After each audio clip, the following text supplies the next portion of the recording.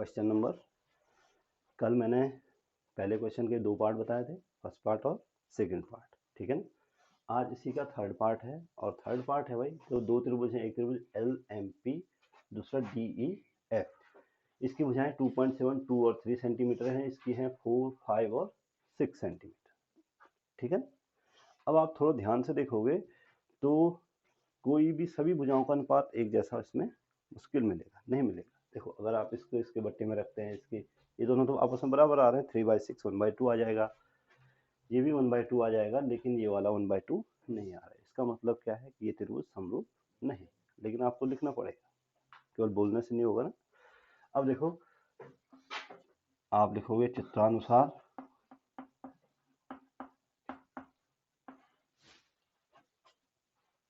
क्या हुआ, त्रिभुज AB, त्रिभुज LMP तथा त्रिभुज DE से देखो MP बटे EF, MP बटे EF बराबर MP बटे EF मत लो, बल्कि MP बटे DE लो भाई। क्या लो? MP बटे, क्योंकि हमें संभावना लग रही है 2/4 की, यानी 1 बटे कितना हुआ 2। और दूसरे त्रिभुज में LP बटे DF बराबर 3/6 यानी 1/2। और LM बटे EF बराबर 2.7/5। तो किसी भी तरीके से, किसी भी सूरत में ये अनुपात आपस में बराबर नहीं आ रहे, ये आपस में बराबर नहीं है भाई, क्योंकि संगत भुजाएं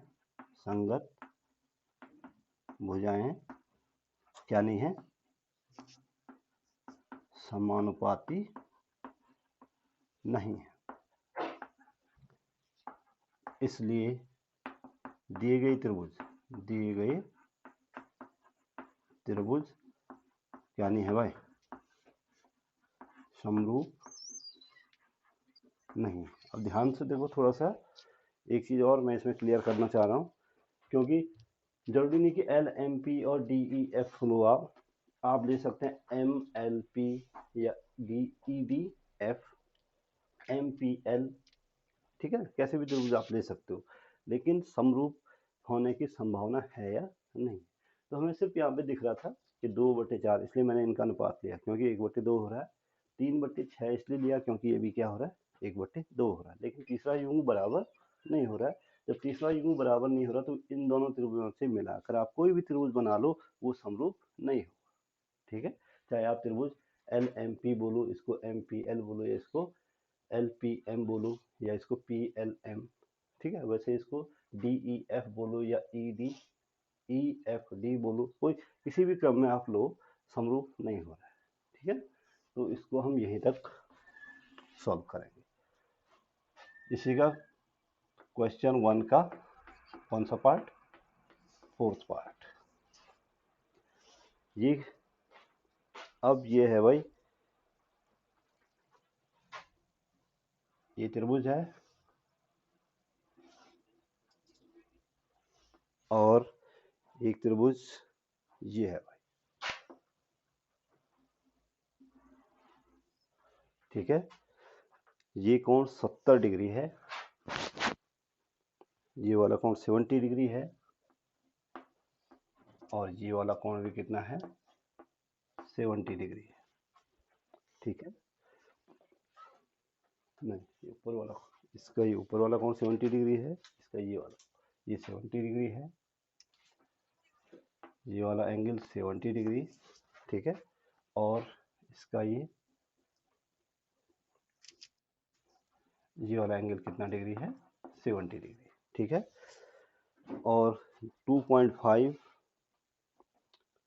और 5, ये है 2.5 और ये है 5, जबकि इस वाले में है 5 और 10, ये है 5 और ये है 10।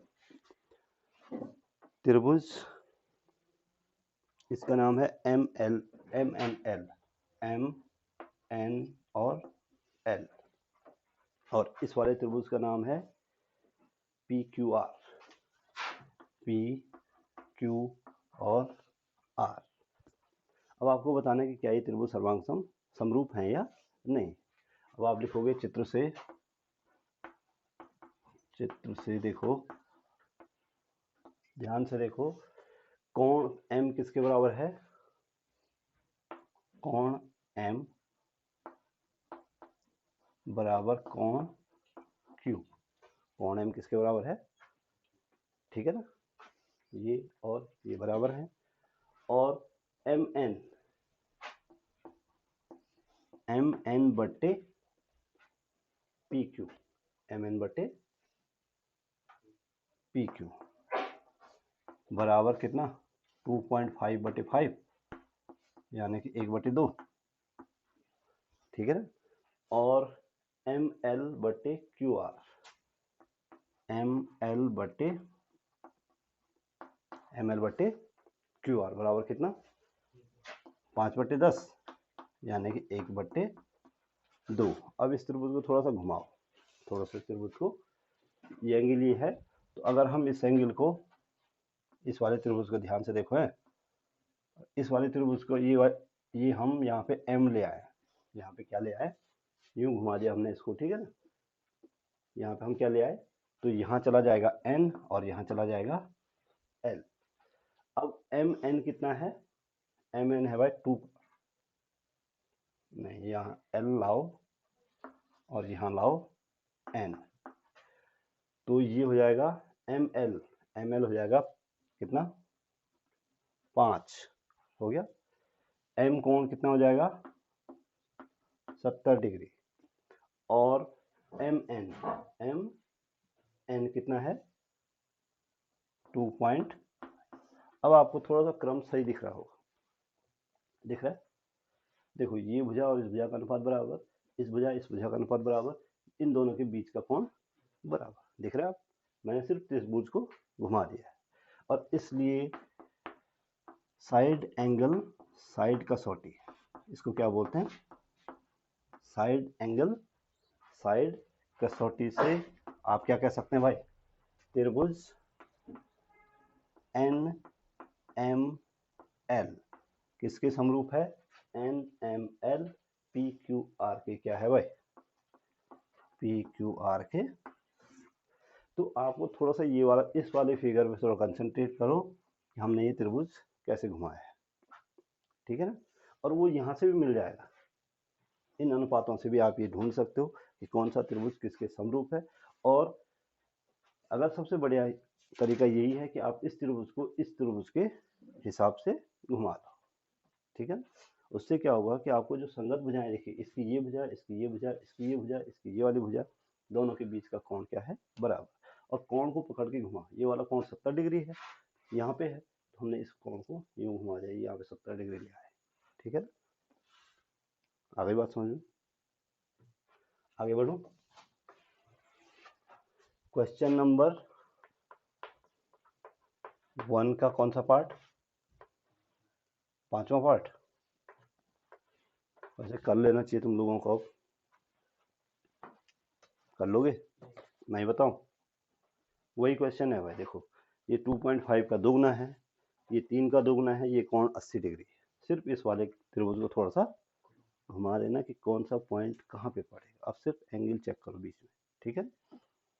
वैसे ही अब ये वाला है छठा पार्ट, 5वां पार्ट बिल्कुल सेम है, छठा पार्ट है, एक त्रिभुज है भाई डी ई और एफ, और दूसरा त्रिभुज है P Q R, P Q और आर, ठीक है, ये है 70 डिग्री, ये है 80 डिग्री, ये कितना है, और ये है 80 डिग्री, और ये है 30 डिग्री, ठीक है ना। अब आपको बताना क्या ये दो त्रिभुज समरूप हैं या नहीं। तो हम पहले त्रिभुज का तीसरा कोण निकाल देंगे। आप लोग जानते हैं किसी भी त्रिभुज के तीनों कोणों का योग कितना होता है, 180 डिग्री होता है। दो कोण दिए हुए हैं दोनों त्रिभुज में, हम तीसरा भी निकाल रहे हैं। तीसरा क्या होता है, बराबर हो जाए सारे के सारे। तो त्रिभुज आप जानते हैं क्योंकि त्रिभुज के तीनों अंतःकोणों का योग, अंतःकोणों का कितना होता है, 180 डिग्री। इसलिए कोण डी प्लस कोण ई प्लस कोण एफ बराबर कितना भाई, 180 डिग्री।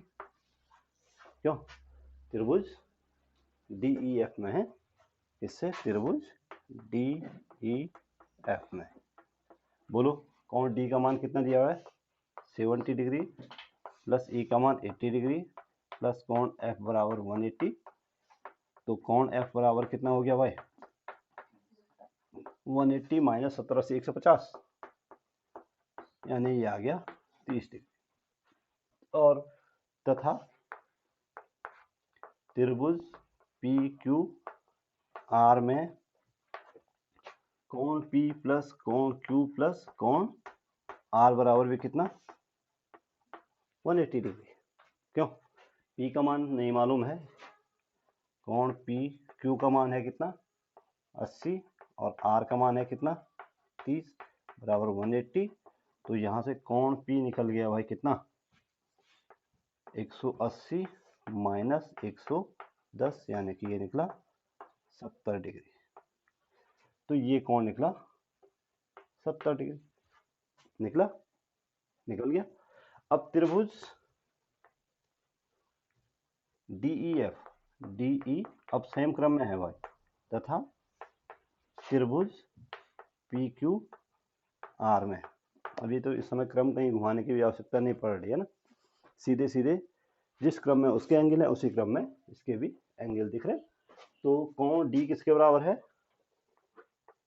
कोण D कोण P के बराबर, कोण E कोण Q के बराबर, और कोण F किसके बराबर है भाई, कोण R के। ये वाला 70, ये वाला 80, ये वाला 30। ये वाला कितना निकाला हमने, बाद में 30 निकाल। तो इसलिए किस प्रतिबंध से, एंगल लिखना जरूर है कि किस नियम से, किस प्रमेय से ये समरूप हो रहे हैं। कसौटी से आप कह सकते हैं कि त्रिभुज DEF समरूप है भाई त्रिभुज PQ और R के। और ये आपका क्या हो गया, पहले क्वेश्चन के सारे पार्ट हो गए, एक पार्ट छूटा हुआ है, वो वाला पार्ट बिल्कुल वही है जो फोर्थ पार्ट था। ठीक है, नोट करो।